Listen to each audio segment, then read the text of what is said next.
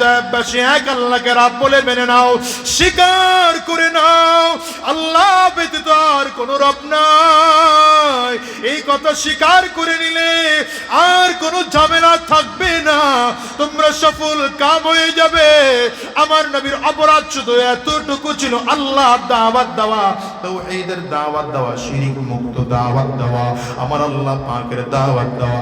তায়েফের বদমাশগুলো রাহমাতুল লিল আলামিন কেমন করে মারতে আরম্ভ করেছে। হায় রে আমার নবীর দিকে পাথরের টুকরাগুলো রাবারের গুলির মধ্যে লইয়া জোরে জোরে নবীজির গায়ে গায়ে মারে। আমার নবীর চামড়া ছিদ্র হইয়া পাথরের টুকরা গোশতের মধ্যে ঢুকে যায়। রহমতের নবীর চোখ দিয়া শরীর থেকে টপ টপ করে রক্ত পড়তে আরম্ভ হয়। হযরত যায়েদ ইবনে হারিসা রাদিয়াল্লাহু আনহু বলেন, আমি আমার নবীর দিকে তাকিয়ে দেখেছি, সেদিন আমি আমার নবীর কাছে ছিলাম, রহমতের নবীর দেখলাম এত রক্তগুলো বেবে পড়ে, রক্ত পড়ে পড়ে পড়ে পড়ে জুতা পায়ের সাথে আটকে গিয়েছে। আমার নবীর সামনের দিকে কদম বাড়াইতে পারেন না। বদমাশগুলো আমার নবীর দিকে লক্ষ্য করে বারবার করে পাথর মারে। এই পাথরের আঘাতের কারণে রাহমাতুল লিল আলামিন বেহুশ হয়ে জমিনের মধ্যে পড়ে যায়। হায় রে, আবার হুঁশ ফিরে আসলো। কাফিররা আমার নবীকে আবার মারতে আরম্ভ করেছে। পাথরের আঘাতের কারণে আমার নবী আবার দ্বিতীয়বার বেহুশ হয়ে যায়। আবারও কাফিররা মারতে আরম্ভ করেছে। আমার নবীকে এমন করে মারতে মারতে মারতে মারতে আধা কিলোমিটার নবীকে বেড়েছে। যারা মক্কাতুল মুকাররমায় গিয়েছ, যদি তায়েফ যাওয়ার সুযোগ কারো হয়, তাকে দেখবা নবীজির রক্ত যেই জমিনে পড়েছে, ওই জমিনে আল্লাহ তাআলা এখনো পর্যন্ত কোনো ফসল দেন না। ওখানে কোনো গাছ হয় না, গাছও হয় না, ঘাসও হয় না। ওরে দুনিয়ার মুসলমান, একবার নবীজি বেহুশ আবার হুঁশ ফিরে আসে, আবার নবীজি বেহুশ আবার হুঁশ ফিরে আসে। রাহমাতুল লিল আলামিনকে মারতে মারতে তৃতীয়বারেও যখন বেহুশ বানিয়ে ফেলেছে, আল্লাহর কাছে সব ফেরেশতারা গিয়া ডাক দেয়, ও দয়ার মালিক, তোমার কি মোটেও দয়া হয় না? তোমার কি মোটেও মায়া হয় না? তোমার বন্ধুর দিকে তাকাও, তোমার বন্ধুর চোখ দিয়া টপ টপ করে পানিগুলো পড়ে, শরীর থেকে রক্তগুলো পড়ে। তোমার নবী আর বুঝি জমিনে বাঁচবে না? তোমার নবীর বাবা না, তোমার নবীর মা না, রহমতের নবীর তো বাবা জমিন থেকে বিদায়, জন্মের আগে বাবা বিদায় হয়ে গিয়েছে। তোমার আমার নবীর তো জন্মের 6 বছরের মাথায় মা জমিন থেকে বিদায় হয়েছে। ওরে কলিজার টুকরা যুবক রে, আজকে এই মজলিসের মধ্যেও যদি মা হারা মানুষ থাকো, বাবা হারা মানুষ থাকো, সেই মানুষটা বুঝবা মা হারানো কত ব্যথা। আমি আজাদি যখন দাওরা হাদিসে পড়ি, সেই সময় আমার মা জমিন থেকে বিদায় হয়ে গেছে। আজকে 18টা বছর হয়ে গেল, আমি আমার মাকে 2 চোখ দিয়ে আর দেখতে পারছি না।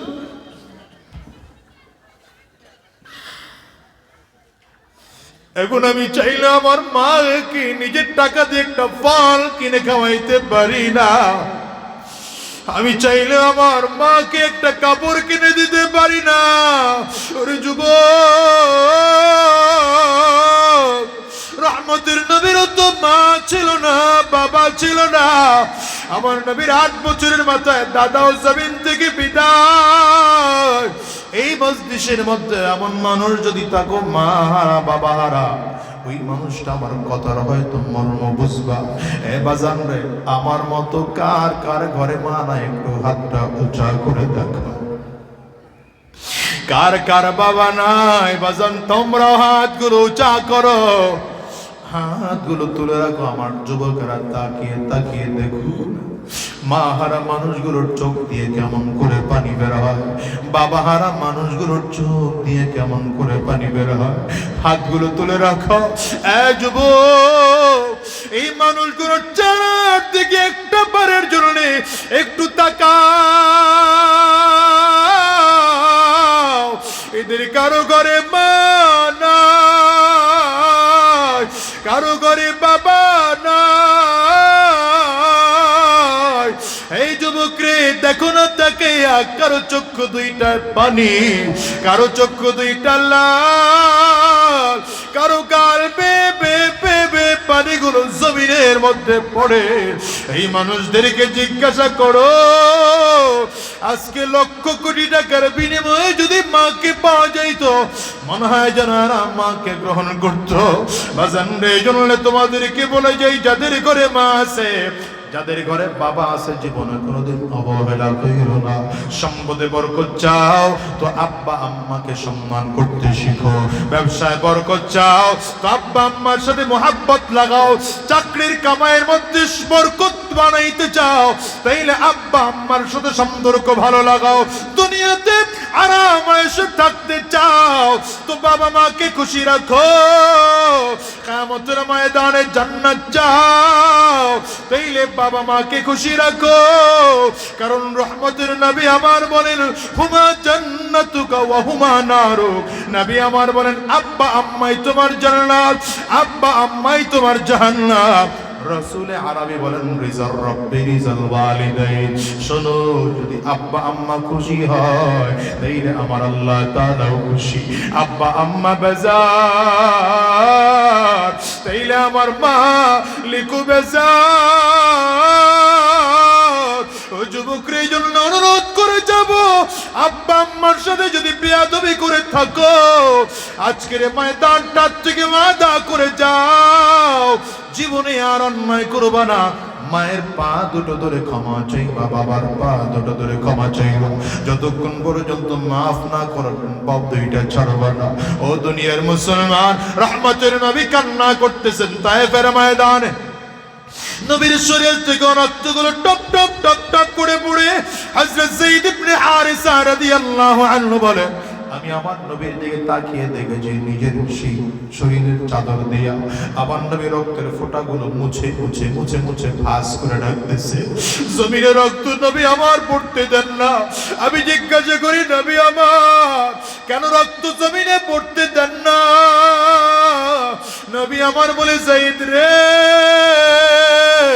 আমি নবীর রক্ত বড় পবিত্র রক্ত। এই রক্ত কাফিররা না বুঝে জড়িয়েছে। আমি নবী বড় ভয় হয়, এই রক্ত যদি তায়েফের জমিনে পড়ে থাকে, তাহলে আমার মালিক বুঝি বেজার হইয়া তায়েফবাসীকে আর কোনোদিন ফসল দিবেন না। আমি নবী জন্য রক্ত জমিনের মধ্যে পড়তে দিই। কত মায়ার নবী আমার, কত দয়ার নবী আমার। ও যুবক রে, ওই নবী যখন বদরের ময়দানে গিয়েছে, উহুদের ময়দানে গিয়েছে, কাফিররা আমার নবীকে লক্ষ্য করে মারতে আরম্ভ করেছে। আমার নবীর দিকে যখন লক্ষ্য করে তীর মেরেছে, রাহমাতুল লিল আলামিনের তীরের আঘাতের কারণে মাথার মধ্যে লোহার টুপি পড়া, লোহার হেলমেট ভেঙে নবীজির মাথার খুলির মধ্যে লোহার টুকরা ঢুকে যায়। এত ভেতরে ঢুকে গিয়েছে, আমার নবীর রক্তগুলো টপ টপ করে করে শরীর বেবে পড়ে।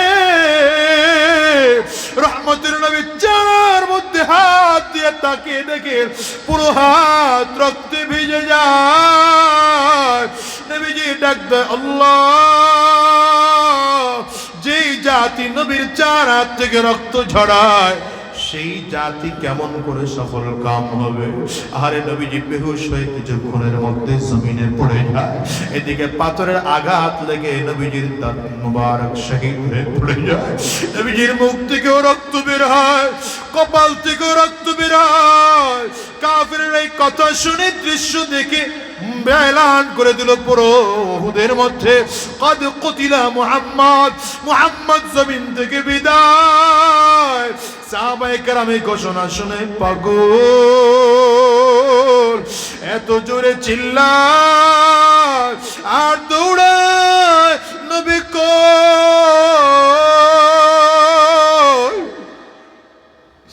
নবী যদি না থাকে আমরা বেঁচে লাভ নাই। হযরত আলী রাদিয়াল্লাহু আনহু বলেন, আমি কত জায়গায় দৌড়াইলাম, আমার নবী কোথায়? না কোথাও গিয়ে আমার নবীকে খুঁজে পাই না। ওই যেখানে শুহাদায়ে উহুদের লাশগুলো রাখা হলো সেখানে গেলাম না, সেখানেও নবীর পাওয়া যায় না। কোথায় আমার নবী? পুরো ওদের ময়দানটা সাহাবায়ে কেরাম পাগলের মতো করে করে খুঁজতেছে, কোথাও নবীরে খুঁজে পায় না। ওদিকে হানজালা রাদিয়াল্লাহু আনহু বিবির সাথে সেদিন আরামে দিন কাটায়। হানজালার কানের মধ্যে আওয়াজ চলে গেল, নবী জমিন থেকে বিদায়। হানজালা পাগল বিবির দিকে তাকিয়ে বলে, বিবি আমার তাড়াতাড়ি করে জুব্বাটা দাও।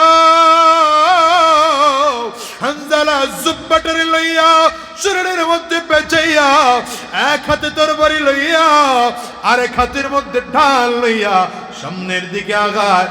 স্ত্রী ডেকে বলেন, কই যাও? বলে, আমার বাধা দিও না, শুনেছি রহমতের নবী জমিন থেকে বিদায় হয়েছে। আমার নবী যদি না থাকেন আমার দুনিয়ায় বেঁচে থাকার মতো কোনো স্বাদ নাই। বিবি ডাক দিয়া বলে, দাঁড়াও, তুমি তো নাপাক অবস্থায় আছো, একটু পানি এনে দেই, তারপরে গোসল করে যাও। হানজালা ডাক দিয়া বলেন, এখন পানি আনার সময় হলো, শুনেছি উহুদের ময়দানে নবী জমিন থেকে বিদায় হয়েছে।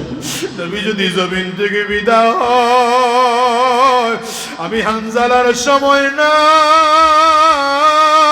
যদি গোসল করতে হয় দুনিয়ার কোনো পানি দিয়া না, শহীদ হইয়া আল্লাহর জান্নাতের পানি দিয়া গোসল করব। ও দুনিয়ার মুসলমানেরা, উহুদের ময়দানে সাহাবায়ে কেরাম পাগলের মতো হয়ে গেল, কোথাও আমার নবীকে খুঁজে পায় না। হঠাৎ করেই দেখে এক গর্তের ফাঁকে নবীজি হুমড়ি খেয়ে পড়ে আছে। নবীজির চেহারাটা রক্ত মাখা। সাহাবে একজন তাকায় দেখেন আমার নবীর মাথার খুলির মধ্যে লোহার টুকরা।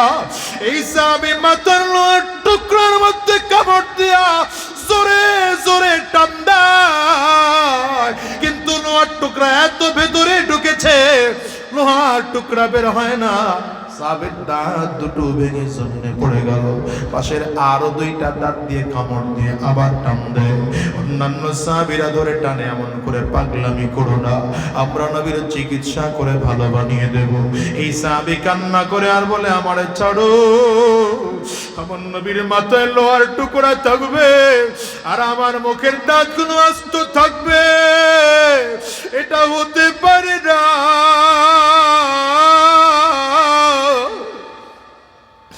এই সাহাবী মারির দাঁতে লোহার টুকরাটা এত জোরে কামড় দিয়েছে, লোহার টুকরা বের হয়ে আসলো, কিন্তু সাহাবী বেহুশ হয়ে জমিনের মধ্যে পড়ে গেল। ও দুনিয়ার মুসলমানেরা, কেমন করে তোমারে বোঝায়? আজকের ভোলার মতো একটা চর অঞ্চলের মধ্যে এতগুলো মানুষ দিনের কথা শুনতেছে। এই দিন এমনি এমনি বাংলাদেশে আসে নাই। নবীর সাহাবায়ে কেরামদের রক্তের বিনিময়ে দিন এই দেশে আসছে। নবীদের জীবনের, নবীর সাহাবায়ে কেরামদের জীবনের বিনিময়ে দেশ এই দেশে আসছে। আমার নবীর দান্দান মুবারক শাহাদাতের বিনিময়ে ইসলাম এই দেশের মধ্যে এসেছে। নবীজির শরীরে আঘাত সহ্য করার বিনিময়ে এই দেশে ইসলাম এসেছে। এই জন্য সাবধান, এত মার কেন খাইলেন আমার নবী? নবীর তো মার খাওয়ার দরকার ছিল না। আল্লাহ তাআলা তো আমার নবীকে অফার দিয়েছিলেন, ওয়ালা সাউফা ইউতিকা রাব্বুকা ফাতারদা। ওগো পয়গম্বর, আপনি যদি চান, আপনি খুশি হওয়ার আগ পর্যন্ত আমি সম্পদ আপনাকে দিতেই থাকবো। নবীজি কেন নেন নাই? একমাত্র তাওহীদের দাওয়াত দিতে গিয়া, আল্লাহর একত্ববাদের দাওয়াত দিতে গিয়া, ঈমানের দাওয়াত দিতে গিয়া নবীজি এমন করে মার খেয়েছিল। এইজন্য বলে যাই বাজার,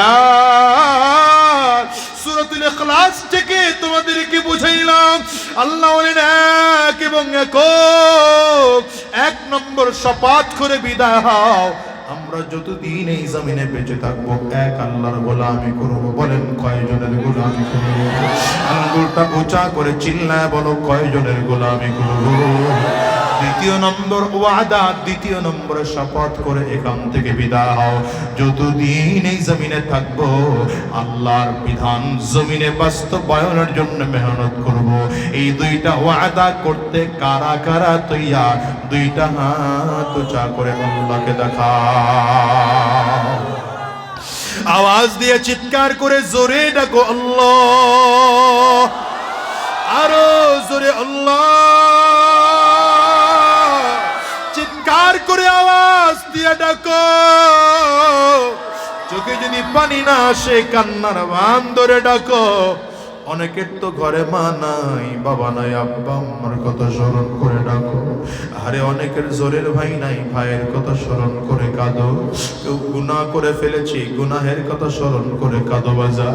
কবরের আযাবের কথা স্মরণ করে কান্না করো। কিয়ামতের ময়দানের আযাবের কথা স্মরণ করে কান্না করো। এরপরেও যদি চোখে পানি না আসে, গোলামরে টানিয়ার বামে তাকাও, তাকিয়ে তাকিয়ে দেখো কার চোখে পানি। ওই মানুষটার দিকে তাকিয়ে নিজের নিজে ধিক্কার মারো। আর চোখের পানি ফেলাই আমার মালিকরে ডাক দাও না আল্লাহ, আর জোরে আল্লাহ, চিৎকার করে বলো না আল্লাহ।